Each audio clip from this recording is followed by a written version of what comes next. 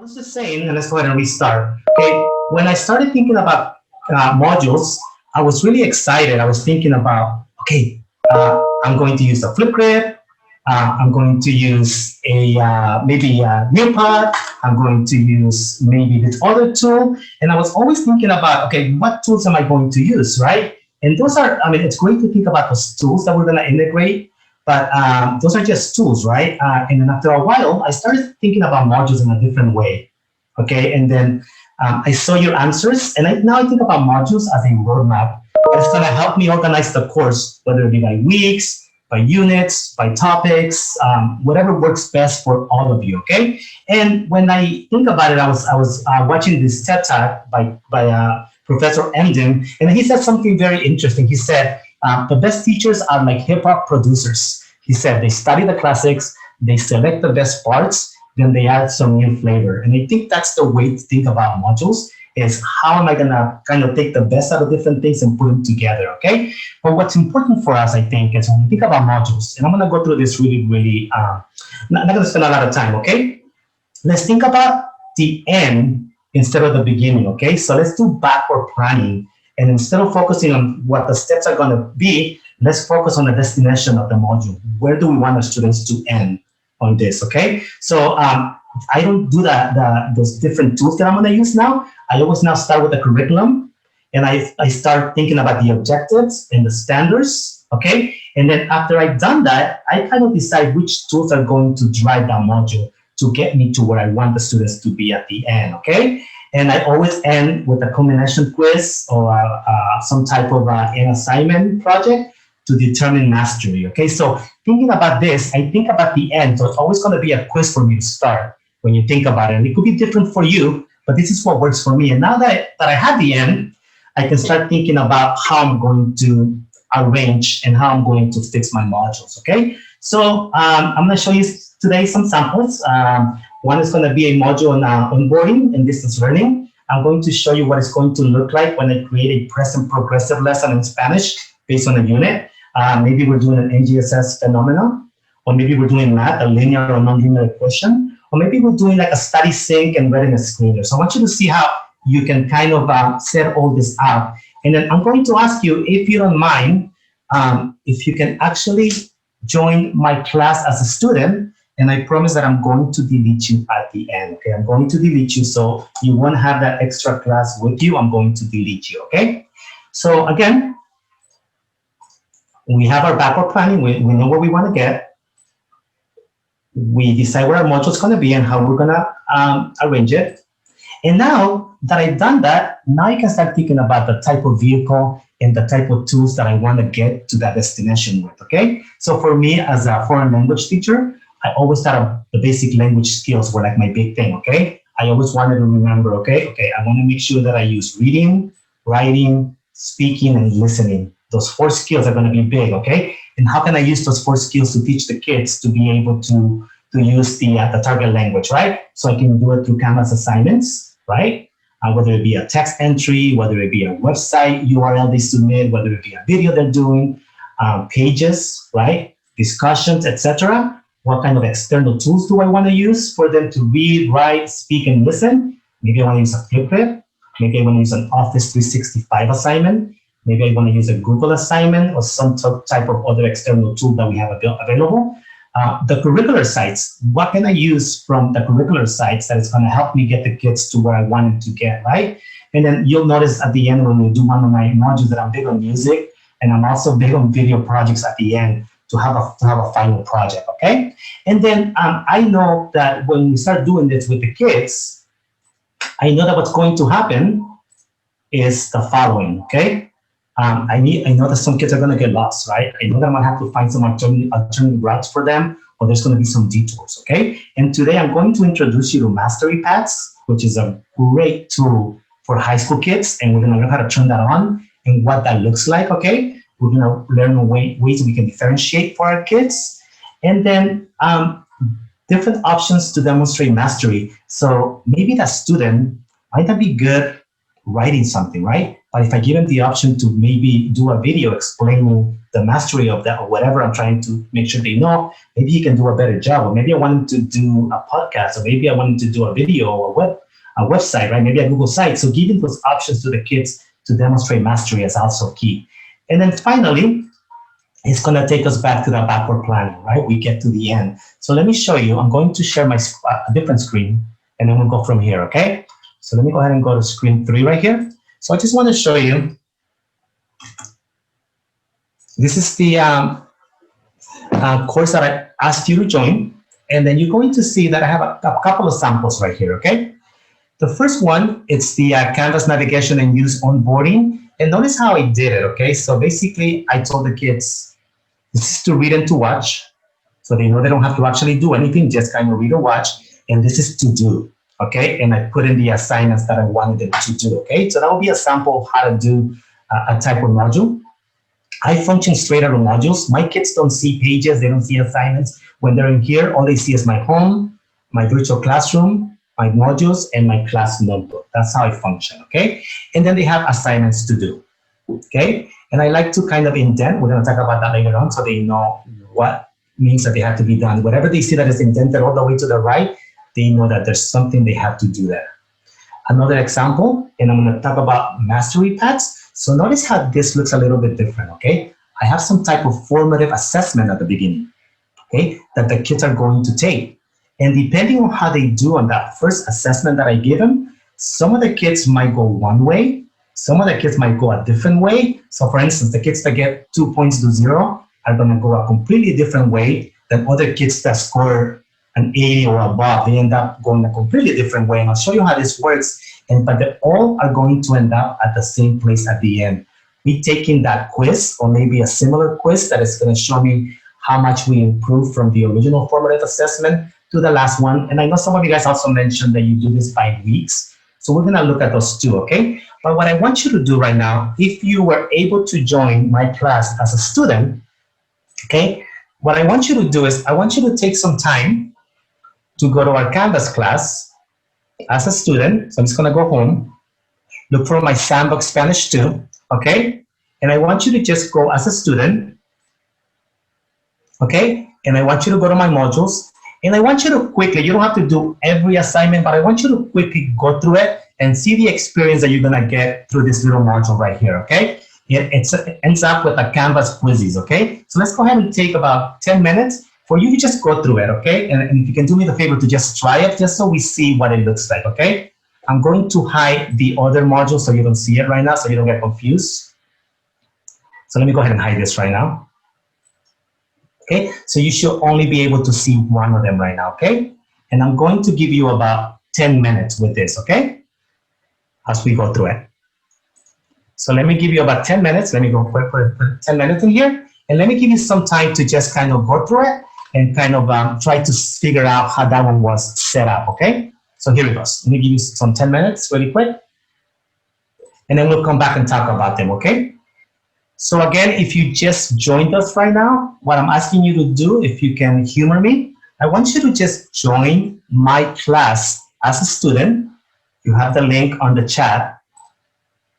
And what I want you to do is just click on it, become a student in my class, and then just try to go through that module that I created for you, okay? Just so we see what it looks like from the student's point of view, okay? And we'll have 10 minutes with that. And I'll give you 10 minutes and I'll play some music while we're doing that.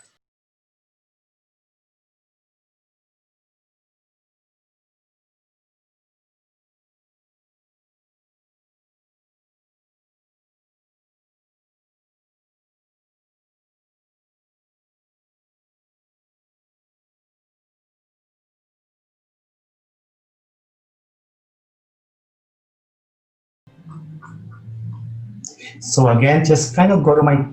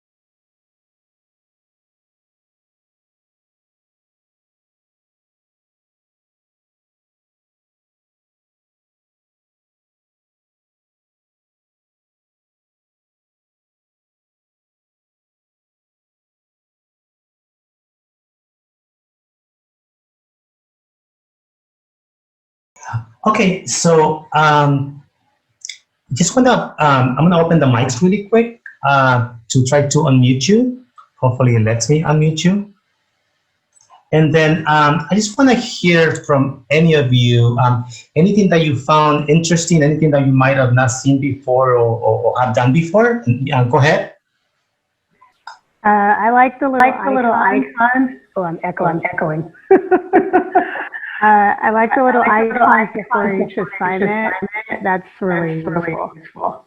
Yeah, and I'm going to provide 2 different links for you to be able to use those icons. And I think it helps the kids too visually, right? Otherwise, it's kind of boring. That just looks the same. Also being able to indent so the kids know exactly what they should be doing, what has to be done, or just have to be read or watched, and so on and so on. Did anyone else get to the quizzes at the end? I did, but I couldn't take it after you changed your theme. Something happened. Oh, it didn't let you take it. Okay, yeah. Quizzes is in the middle of actually creating an LTI integration with Canvas, where it's going to actually put it on our gradebook, and it's almost there. And I'll give you an idea. I like Quizzes because it grades it for you, but not only does it grade it for you, but you're gonna see now in my gradebook, I actually have a place now where the way we did the Quizzes, it puts it in your gradebook, and you actually can actually go ahead and grade it. It's somewhere here. Here, Canvas Quizzes. So now you can actually have the points right here, and you can send them to Aries. So it's kind of a nice little touch from them to do it that way. Okay. Anyone else before we move on?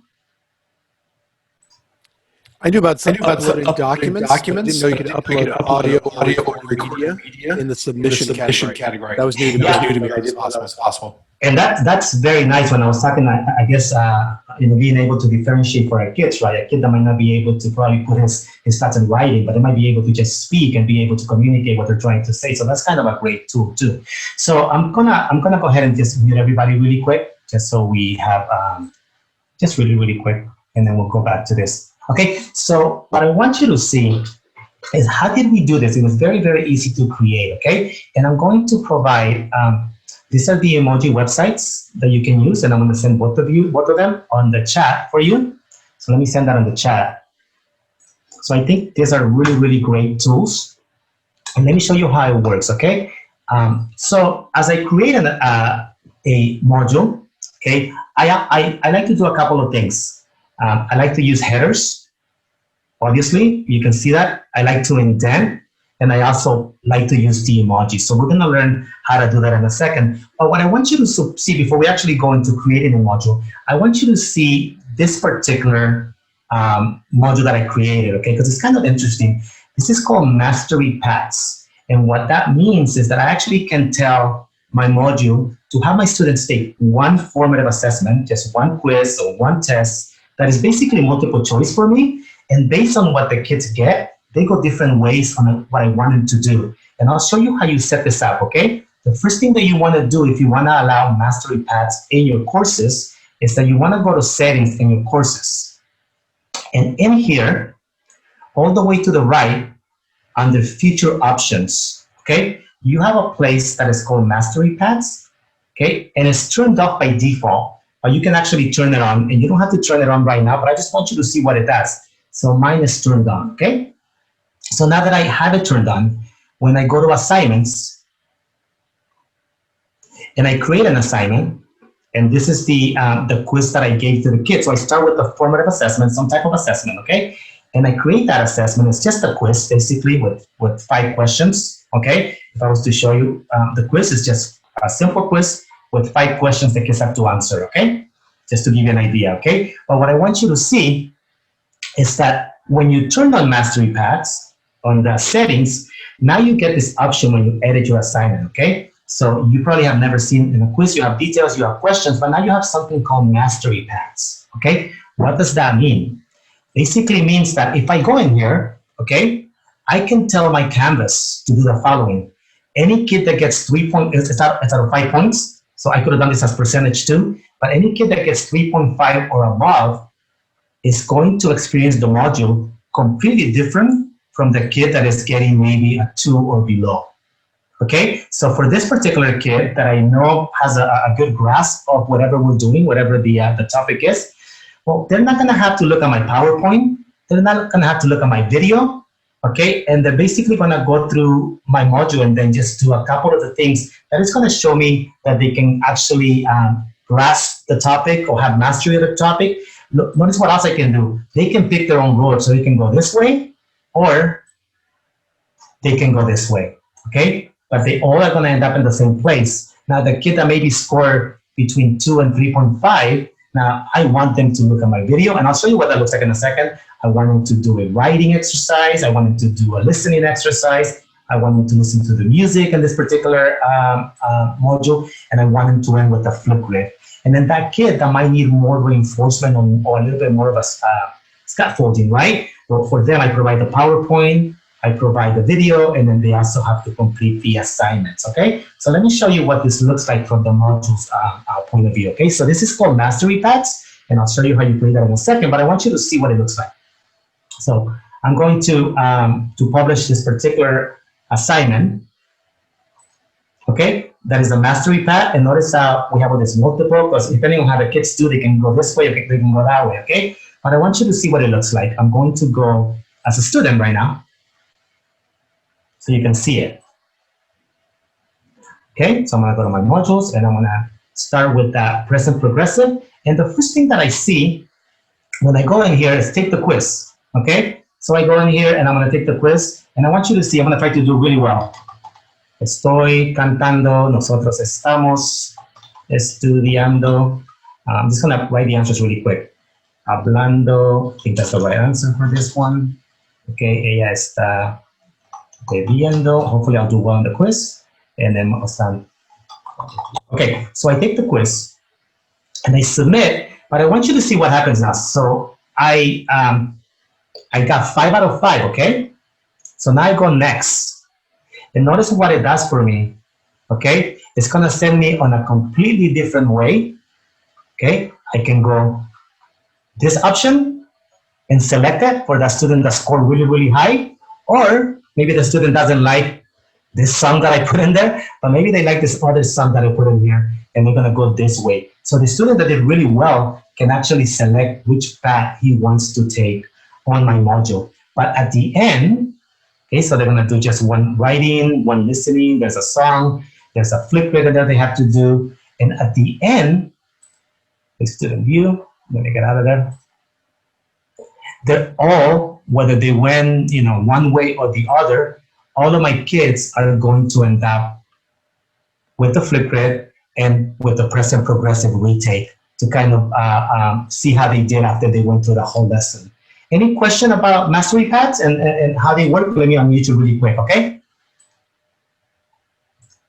It's kind of a really cool tool for high school. Any comments or questions about that? So you had to create all of the options that built up to the final, I guess, retake of that quiz? Yeah, so the way it works is that you create one assignment, right? You have your assignments created already, right? And you decide what's going to be your first step for the Mastery Path, right? So maybe I have a quiz, and I like to use quizzes. So maybe I want to use this one right here. Okay, I'm just going to pick one just to say this is a quiz, 10 questions, okay? And I go ahead and go to edit on that assignment. And because you turned it on, now you have Mastery Paths right here, okay? And now it's out of 10 points, so I can change this. Maybe I wanted whoever got 8 or above goes one way, whoever got 4 and below goes a different way, and whoever got under 4 goes a different way. And in here, I can start going and going plus. Okay, I want this kid to go, and over here I have the options to do assignments, right? Or discussions, right? Or quizzes, and so on and so on. And I select which path this kid is gonna go, as opposed to which path this kid is gonna go, and then finally which one this is gonna go. So all of them end up in the same place, but it's determined by the first assessment we take at the beginning. Okay, any other questions on that? So anyone else might have a question on Mastery Paths? No? Okay, then I'll go ahead and continue. So let's continue, and then I just want you to see how, for me, how I like to create a module for my classes. So I don't like to go to assignments unless I'm doing a Mastery Path to create my modules. I create them straight from here. I don't know if you've noticed that they had a collapse all now, so you can kind of close them all. So I'm just gonna go to module, okay? A new one. I'm just gonna click on it. And of course, my computer is being very slow. And I'm just going to give this a name, okay? And for me, this is going to be called distance learning, I don't know, reflexive verbs. Remember, I know that I'm backward designing, so my quiz is the same thing that I'm always going to use first, okay? We'll talk about locking later, but you can lock it until a certain day, so you can have it set up. You know, you have that kid that goes, what are we doing today? When they can go to your modules, they can see it, but they cannot touch it. So I can actually go in here and say lock until whatever day, right? So I don't want it to open until tomorrow, right? And again, I can say until tomorrow is when it's going to open. So the kids can still see it, but they cannot touch it, okay? And then, so I'm ready. We'll talk about prerequisites or requisites in a little bit, but I'm ready to do this module, so I'm going to add it, okay? And you're going to notice that it creates it in the bottom for me. That's the way I have it set up, okay? Reflexive verbs, right? So again, instead of going through assignments, I like to go through here, okay? So first button right here is how you publish an assignment. How you publish a module once you've done it. Over here, you can add different things. And then the third, the snowman over here, gives you a couple of options. You can move contents up or down, you can delete, you can duplicate, and so on and so on. You can edit your module, but we're just going to start creating, okay? So let me go ahead and create. So let's go ahead and add. So I always go through here. There's no reason for me to go to assignments. In here, I have many options. I can add assignments that I've already created. I can add quizzes that I've already created. So I want to add my quiz. That's how I'm going to start my module, okay? And I'm going to use the reflexive one, okay? And I want to indent it. And then I think we were talking about those little emojis, right? So remember, I kind of provided this for you, so maybe I want to do tests. So I'm just going to look for a test emoji. I got to test you, so we do exam. Okay, so I got a blue book in here. So I'm just going to copy that one. Okay, I just copied it. It's just copy and paste. I'm going to go back in here, and it's a quiz, right? And it's right there, and it's reflexive verbs, and I'm going to add the item. You notice now that the quiz is already there for me, okay? I can go ahead and edit it and add the little thing that we talked about a second ago. So let me go and edit and go ahead and put the little blue book. Okay, and I can save it. Okay, so I'm set with that particular part of the module. Let me go back. This takes you back and forth because I'm adding those little emojis. You might want to do this at the end. But I always start again with some type of assessment, okay? I want to add something else in here, okay? And maybe I want to add an assignment. I already have some assignments that I created. But if you wanted to just add a new assignment, you can just do it from here. Click new assignment. And I can call it, I don't know, let's see, verb, I don't know, conjugation. Okay? And I can go ahead and indent it. And I always do for assignments, things that they have to do is always 3 indents. And I teach my kids that 3 indents means that they have to do something in there, okay? And I'm going to add the item. And it's going to put it in there, okay? And I can go and fix it in a second, okay? I can keep going. And now maybe I want to add some type of discussion, okay? I can add things that I already have in there, but I can also add a new topic if I wanted to. So I'm just going to add a new topic. And let's just call it reflexives daily routine. And I'm thinking from like the foreign language teacher. Okay, and then indent 3 because it's an assignment they're going to do. And I can continue to create that module. I can also just add things that I already have, okay? So I'm gonna go to my assignments and I know I have a couple of things. Los lunes por la mañana reflexive, indent 3, and I'm gonna add it in there, right? I can go class. I also had a listening for them to do with reflexive, so I'm going to go in there and I'm going to add it. And then as I mentioned before, I love using music a lot, so I have something already created for the kids to do. And it's right here. And I'm gonna add the item. I can continue to add items, and at the end, I can go back to a different quiz, or maybe if I wanna use the same quiz, I can add it again. But notice how I build something really, really fast. If we are using things from our curricular sites, the only curricular site that it's working inside of Canvas right now is Pearson for social science. If you are trying to use StudySync or trying to use anything in science, right, or math, you have to do it through links, right? So maybe what I would do in here is I would just go to plus, right? I will go to maybe external URL, right? And I will click the URL for the assignment from my curricular site in here. And I'm just gonna pick anything right here. It could have been any website. Put the page name, right? and I might say loading a new website. So let me just put, I don't know, www.kahoot.com, just so it goes in there, okay? Assignment, right? So this will be basically your curricular site for the assignment. Go to a new tab and add, and now I have that link, right? So we just have to make sure that we tell the kids, or we teach the kids to log into ClassLink first so it knows who they are, right? But now I have a module that I built really, really fast, and it's set up for me, okay? Some people have asked questions like, okay, I created a module, and I don't want to reinvent the wheel now, okay? So notice there's something that you can do. As long as you don't have a quiz on a module, okay, you can just basically go on it, and let me just open this one, okay? And you have the option to duplicate. As long as there's no quiz on it, you can just duplicate that module. And I'm just going to duplicate it, and now that I duplicated that module, I can come in here and just switch things around. I know I'm going to be using the same types of assignments. My headers are already there. My to-dos already there, so now I can just change the different types of assignments by just editing each of the assignments, right? So I'm not having to write everything over and over and over again. Going back, just to show you that, how do I do those different headers? Plus, you have a text header right here. Then usually just go to watch or to read, and those don't get indented at all. And notice that it's right there now. Then I can put it to whatever I want to just watch or read. I can go to plus, and I get a text header, and I want them to do something, just so they know exactly what they have to do. Don't indent, and this is my to-do, and the kids know that this last 3 assignments right here, they have to do. Okay, so that will be the way that I will build a module for my students. There's many other ways of doing it. A lot of people build all the assignments first, and then they come back to create the modules. But I wanted to make sure that you guys saw a couple of ways in which they can be done, okay? Any questions so far? Let me unmute you again, okay?